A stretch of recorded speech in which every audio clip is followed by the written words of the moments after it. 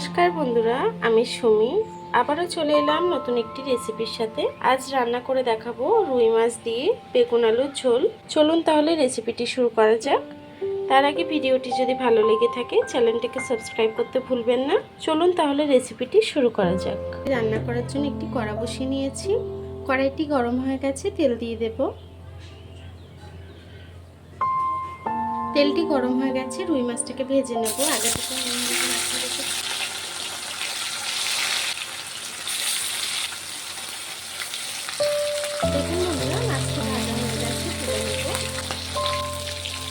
এই মাছ ভাজা তেলের মধ্যে দিয়ে দেবো একটু গোটা জিরে ফোড়ন।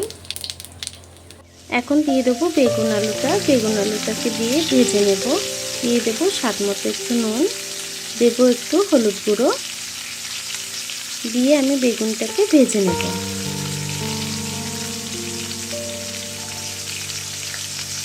দেখুন বন্ধুরা, বেগুনটি কিন্তু ভাজা হয়ে গেছে। দিয়ে দেবো দুটো মিডিয়াম সাইজের টমেটো কুচি।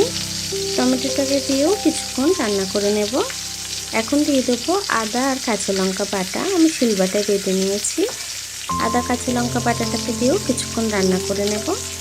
দেখুন বন্ধুরা, আমি কিছুক্ষণ রান্না করে নিয়েছি। এখন জল দিয়ে দেব। ঝোলটা যতটা রাখবেন সে অনুযায়ী জলটা দেবেন। জলটাকে দিয়ে একটু নেড়ে ছেড়ে আমি তরকারিটিকে কিছুক্ষণ রান্না করে নেব। মাছের ঝোলটা ফুটে গেছে, আলুটাও সিদ্ধ হয়ে এসছে। এখন আমি ভেজে রাখা মাছটি দিয়ে দেব।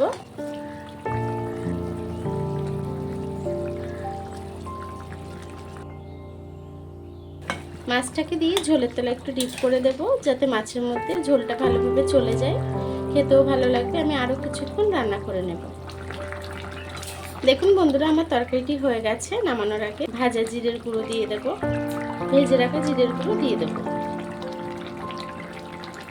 জিরেটাকে দিয়েও একটু নেড়ে ছেড়ে আমি গ্যাসটিকে বন্ধ করে দেব। এখন তরকারিটিকে নামিয়ে নেব।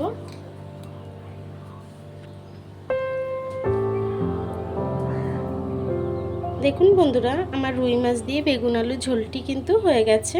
গরমের দিনে এভাবে পাতলা ঝোল খাওয়া কিন্তু খুবই ভালো। খুব সিম্পলভাবে কম মশলায় রান্নাটি করেছি। আপনাদের কেমন লেগেছে কমেন্ট বক্সে জানাতে ভুলবেন না। ভিডিওটি যদি ভালো লেগে থাকে চ্যানেলটাকে সাবস্ক্রাইব করে পাশে থাকবেন।